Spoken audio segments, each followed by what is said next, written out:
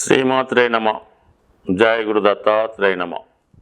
ఈ వీడియోలో మనం మే 14వ తారీఖు రాత్రి సుమారు 10 గంటల 30 నిమిషాల ప్రాంతంలో వృషభ రాశి నుంచి మిథున రాశిలోకి మారబోతున్న గురుగ్రహ ప్రభావం వివిధ రాశుల మీద ఏ విధంగా ఉంటుంది అని తెలుసుకునే ప్రయత్నం చేద్దాం.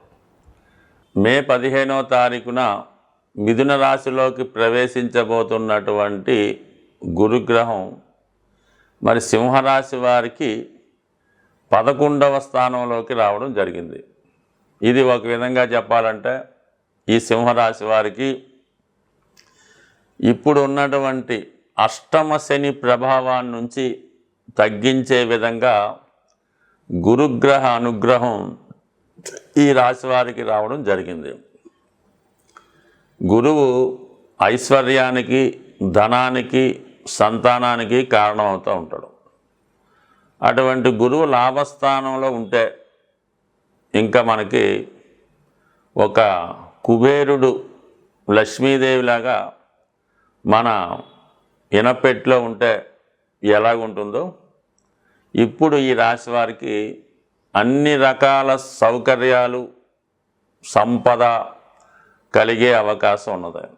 ఒకరి జన్మజాతకంలో లాభంలో గురువు ఉంటే వాడి జీవితాంతం కూడా ఒకరి కింద చెయ్యి చాపక్కర్లేదు.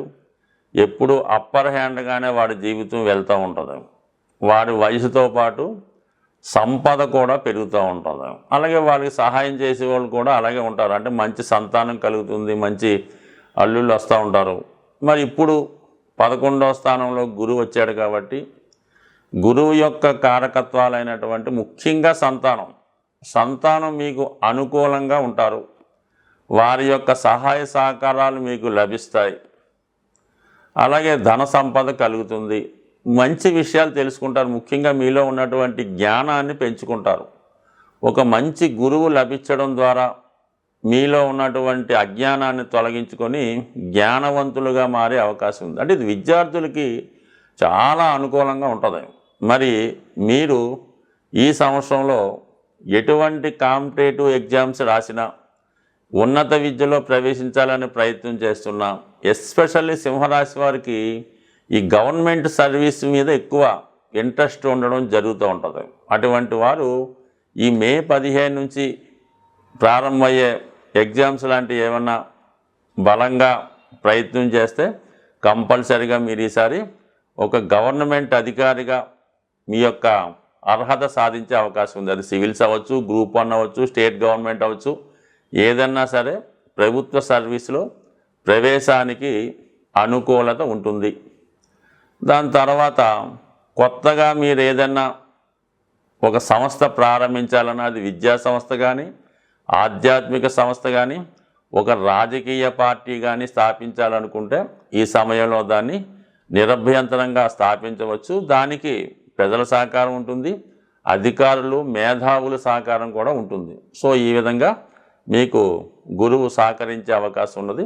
ఎస్పెషల్లీ గవర్నమెంట్ సర్వీసులో ప్రవేశిద్దాం అనుకున్న వారికి నెంబర్ 1గా ఉంటుంది. అలాగే ముఖ్యంగా మరి 11లో ఉన్నటువంటి గురువు అటు 3వ స్థానాన్ని, 7వ స్థానాన్ని వీక్షిస్తూ ఉంటాడు. మరి కొంతకాలంగా ఈ సింహరాశి వారి యొక్క వివాహ ప్రయత్నాలు ఏదో విధంగా ఆలస్యం అవుతూ రావడం జరిగింది. మరి ఈ సమయంలో మీకు దగ్గరలోనే ఉన్నటువంటి, అంటే మీ కొలీగ్ అవ్వచ్చు, మీతో చదువుకున్న వాళ్ళు అవ్వచ్చు, మీ ఇరుగు పొరుగు ఉన్నటువంటి వారి ద్వారా మీకు ఒక యోగ్యరాలైనటువంటి సంబంధం, అంటే అమ్మాయి కానీ అబ్బాయి కానీ మీకు కుదిరే అవకాశం ఉంది. మరి మే 15 తర్వాత మళ్ళీ కొత్తగా మీరు వివాహ ప్రయత్నాలు ప్రారంభిస్తే ఉద్యోగం చేస్తున్నటువంటి భార్య లేదంటే భర్త రావచ్చు. అందువల్ల ఏంటంటే ఆటోమేటిక్గా ఈ సంవత్సరంలో మీ యొక్క వివాహం జరుగుతుంది. తద్వారా మీ యొక్క లైఫ్ కూడా సెటిల్మెంట్ అవ్వడం జరుగుతూ ఉంటుంది. దాని తర్వాత ఇంకా ఏదన్నా మీరు కొత్తగా ఒక పదవి కోసం ప్రయత్నం చేస్తున్నా, ఒక నామినేటెడ్ పోస్ట్ కోసం ప్రయత్నం చేస్తున్నా 100% మీకు చాలా వరకు ఈ సక్సెస్ రావడం జరుగుతూ ఉంటుంది. అయితే ఇక్కడ చిన్న మెలిక ఒకటి ఉంది. 11లో గురువు వచ్చినప్పటికి కూడా గురువు కన్నా శని పెద్ద గ్రహం బలవంతుడు కాబట్టి అష్టమంలో ఉన్నటువంటి శని ఒక్కసారి గమనించుకుంటూ దానికి సంబంధించినటువంటి కార్యక్రమాలు కానీ పరిహారాలు కానీ చేసుకుంటేనే ఇక్కడ ఉన్నటువంటి మీకు ఈ గురువు సహకరించే అవకాశం ఉంది. లేని పక్షంలో మీరు ఈ సమయంలో అర్హత లేని దానికి ప్రయత్నం చేస్తే కంపల్సరిగా అవమానం జరిగే అవకాశం ఉంటుంది. కాబట్టి కామన్గా ఈ సింహరాశి వారు అర్హత ఉన్నా లేకపోయినా, వాళ్ళకి నాలెడ్జ్ ఉన్నా లేకపోయినా, ఏదో సివిల్స్కో ఈ గ్రూప్ 1కో ప్రయత్నం చేస్తూ చాలా కాలం వృధా చేయడం జరుగుతూ ఉంటుంది. అటువంటి వారు ఈ సమయంలో గురువు 11లోకి వచ్చాడు కదా అనుకోకుండా మీ యొక్క స్థాయిని బట్టి మీరు ఏ ఉద్యోగానికి సరిపోతారు అన్నది కంపల్సరిగా అది మీకు తెలుస్తుంది. మీకు ఎవరైతే కోచింగ్ ఇస్తున్నారో వాళ్ళని సంప్రదిస్తే కంపల్సరిగా వాళ్ళు చెప్తారు, బాబు నీకు గ్రూప్ 3 లేదంటే గ్రూప్ 4 లేదంటే అసలు నువ్వు ప్రభుత్వ ఉద్యోగానికే పనికిరావనే విషయం చెప్తారు. ఆ విషయాన్ని తెలుసుకొని మీరు ప్రయత్నం చేస్తే మంచిది తప్ప మీరేదో సివిల్స్కి ప్రిపేర్ అవుతుంటే మీ తండ్రులు మా ఊరు సివిల్స్కి ప్రిపేర్ గొప్పగా చెప్పుకొని తీరా రిజల్ట్స్ రాబోతులోకి దగ్గరికి వచ్చి మీ సేంద్యం చెప్పుకోవాల్సి ఉంటుంది. అందువల్ల జాగ్రత్తగా గమనించండి. గురువు లాభస్థానంలో ఉన్నప్పుడు అర్హత ఉన్నది మాత్రమే ఇవ్వడం జరుగుతూ ఉంటుంది. అర్హత లేని దానికోసం ప్రయత్నిస్తే మరి అభాసుపాలు అవ్వడం జరుగుతూ ఉంటుంది. దాన్నే అవమానం అని కూడా అంటారు. ముఖ్యంగా గురువు అత్యంత శుభగ్రహం. గురువు యొక్క కారకత్వాలు సంతానకారకుడు, ధనకారకుడు, జ్ఞానకారకుడు.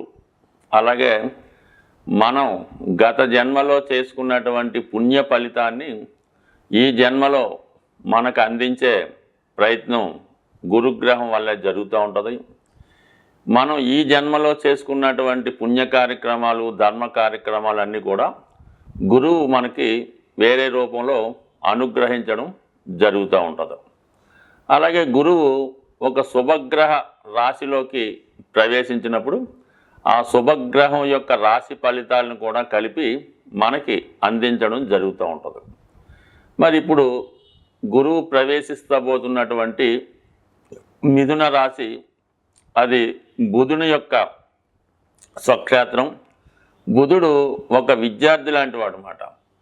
చాలా యువకుడు అవటం వలన విద్యార్థిగా ప్రతిదీ తెలుసుకునే ప్రయత్నం బుధుడు చేయడం జరుగుతూ ఉంటుంది.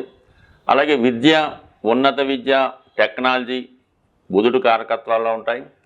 అలాగే వ్యాపారానికి కూడా బుధుడే కారణమవుతుంటాడు. ఇప్పుడు ఉన్నటువంటి అకౌంటెంట్స్ అవనవ్వండి, ఈ ఫైనాన్స్ అవనవ్వండి, వాటి లెక్కలు, వ్యవహారాలు అంటే మొత్తం వ్యాపారం అంతా కూడా బుధుడు యొక్క తెలివితేటల మీద రాశిలో, లగ్నంలో బుధుడు ఉన్నటువంటి స్థితిని బట్టి ఆధారపడి ఉంటాయి. అటువంటి బుధుడు రాశిలోకి గురుగ్రహం ప్రవేశించడం వల్ల ఇది ఎక్కువగా విద్యార్థులకి చాలా ఉపయోగపడుతూ ఉంటుంది, వ్యాపారస్తులకి ఉపయోగపడుతూ ఉంటుంది. ముఖ్యంగా వ్యాపారం అభివృద్ధి ఎంత ఉంటుంది, మనీ రొటేషన్ పెరుగుతుంది. దానివల్ల ఏంటంటే జనులందరికీ కూడా ఈ ఫలితాలు అందడం జరుగుతూ ఉంటుంది. వాణిజ్యంగా ఒక రాష్ట్రమో, ఒక దేశమో, ఒక నగరం ఎదిగినప్పుడు అందులో ఉన్న వారందరికీ ఏ విధంగా ప్రయోజనం కలుగుతుందో ఈ సమయంలో కూడా అందరూ జ్ఞానవంతులై, విజ్ఞానవంతులై మంచి కార్యక్రమాల యందు ఆసక్తి చూపడం జరుగుతూ ఉంటుంది. ఆ కారణాల వల్ల మరి బుధుడు యొక్క రాశిలోకి గురుగ్రహ ప్రవేశం ఏ ఏ రాశుల వారికి అనుకూలంగా ఉంటుంది అనుకున్నప్పుడు సాధారణంగా గురువు కేంద్రాల్లోకి వచ్చిన అంటే 7, 10, 4 వచ్చిన కోణాల్లోకి వచ్చిన అంటే 5, 9లోకి వచ్చిన అనుకూలిస్తాడు. అలాగే ధనస్థానంలోకి, లాభస్థానంలోకి వచ్చినప్పుడు విశేషంగా ధనం ఇవ్వడం జరుగుతూ ఉంటుంది. కేవలం గురువు తను మీ యొక్క రాశికి ఏ ఏ భావాలకి కారకత్వాలు వహిస్తుంటాడో ఆ ఫలితాలతో పాటు గురువు సహజంగా ఉన్నటువంటి సంతానాన్ని, ధనాన్ని, విజ్ఞానాన్ని, సంస్కారాన్ని కూడా ఇవ్వడం జరుగుతూ ఉంటుంది. అంటే మనకేమి దశలతో గిశలతో సంబంధం లేదు. సాధారణంగా గురువు 5వ స్థానంలోకి వస్తే సంతానాన్ని ఇవ్వడం, 9వ స్థానానికి ఇస్తే ఉన్నత విద్య, ఇవి కామన్గా జరుగుతుంటాయి. అటువంటి శుభగ్రహం ఇప్పుడు మిథున రాశిలోకి రావడం జరిగింది. మరి మిథున రాశిలో ఏ గ్రహం వచ్చినా కూడా దాని యొక్క ఫలితాలు చాలా తొందరగా ఇవ్వడం జరుగుతూ ఉంటుంది. అంటే బుధుడు అతి శీఘ్రంగా ప్రయాణించే గ్రహం. అంటే చంద్రుడి తర్వాత వేగంగా ప్రయాణించే గ్రహం బుధ గ్రహం. అటువంటి బుధ గ్రహంలోకి బుధుని యొక్క రాశిలోకి గురువు రావటం వల్ల కంపల్సరిగా రావటమే అటు విద్యా వ్యవస్థ బాగుపడుతుంది, వ్యాపారం పెరుగుతుంది, మీడియేటర్గా ఉన్న వాళ్ళందరికీ కూడా చాలా అనుకూలంగా ఉంటుంది. ముఖ్యంగా విదేశ వ్యవహారాలు బాగా చక్కబడే అవకాశం ఉంది. మరి ఇదే సమయంలో గురుగ్రహం ఏదైనా ఒక రాశిలోకి ప్రవేశించినప్పుడు ఆ ప్రవేశించిన రోజు నుంచి పుష్కరాలు ప్రారంభమవుతాయి. అంటే పుష్కరాల్లో ఏ నదికి పుష్కరం వస్తే ఆ నదిలో స్నానం చేయడం వల్ల మరి వ్యక్తుల యొక్క పాపాలు నశిస్తాయని, వారి యొక్క పెద్దలు సంతోషిస్తారని, మరి జాతకుడు పరిపూర్ణంగా ఉండడం జరుగుతుంటుంది. మరి ఈ సంవత్సరంలో మరి ఇప్పుడు గురువు మారడం వల్ల సరస్వతి నదికి పుష్కరాలు రావడం జరుగుతూ ఉంది. ఇది కూడా ఒక విధంగా మరి విద్యార్థులకి, వ్యాపారస్తులకి అనుకూలంగా ఉంటుంది. కాబట్టి మీ యొక్క రాశులను బట్టి, మిగతా గ్రహాల స్థితిని బట్టి వీళ్ళున్న వాళ్ళు అంటే కేవలం ఈ పుష్కరాలు వచ్చినప్పుడు సరస్వతి నది అనుకోకుండా అవకాశం ఉన్న వాళ్ళు అక్కడ స్నానం చేయొచ్చు.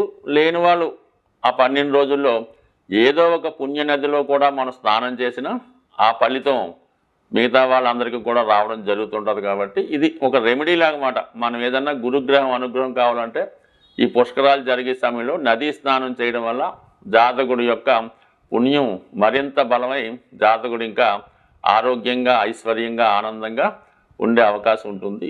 గురువు ఏ భావంలో ఉన్నప్పటికీ కూడా ఆ గురుగ్రహానికి సంబంధించినటువంటి పరిహారం చేసుకుంటే కంపల్సరిగా గురువు మంచి ఫలితాన్ని ఇవ్వడం జరుగుతూ ఉంటుంది. చెడ్డ ఫలితం రాకుండా కాపాడడం జరుగుతూ ఉంటుంది. అంటే గురువు మరి అంటేనే అందులోనే పేరులోనే ఉంది గురువు. మీకు విద్య నేర్పిన గురువు, మీ తల్లిదండ్రులు, వీళ్ళని పూజించడం వల్ల గురుగ్రహ అనుగ్రహం పొందుతారు. అంటే మరి ఈ రోజుల్లో అది చాలామందికి నచ్చని వరడం. దానివల్ల కనీసం వాళ్ళని పూజించడం అంటే పువ్వులతో ఏం పాదాలకు నమస్కారం పెట్టక్కర్లేదు, వాళ్ళని గౌరవప్రదంగా చూస్తే సరిపోతుంది. మీకు వీలుంటే వారికి కావాల్సినటువంటి సదుపాయాలు చూస్తూ వారు మనసు కష్టపెట్టకుండా ఉంటే చాలు. ఏదో చదువుకొని మంచి మార్కులు తెచ్చుకోవడం, ఏదన్నా వాళ్ళు జాగ్రత్తగా వాళ్ళకి మనసు కట్టబెట్టకుండా చూస్తే సరిపోద్ది. ఇది కామన్గా ఇప్పుడు జరిగే పనులు కాదు. కానీ ముఖ్యంగా దత్తాత్రేయుడు త్రిమూర్తి స్వరూపమైనటువంటి దత్తక్షేత్రాన్ని దర్శించి చక్కగా ఆ దత్తుడిని పూజించవచ్చు. లేదా రాఘవేంద్ర స్వామి, లేదా మన షిరిడి సాయిబాబా వారు, వీళ్ళని ఆశ్రయించి చక్కగా గురుసేవ చేసుకుంటూ ప్రశాంతంగా ఉంటూ అదొక చేసుకోవచ్చు. అంటే గురు చరిత్ర చదువుకోవడం, ఆ గురు చరిత్రలో చెప్పిన విధంగా నడుచుకోవడం, ఇది కూడా గురుగ్రహ అనుగ్రహానికి కారణమవుతూ ఉంటుంది.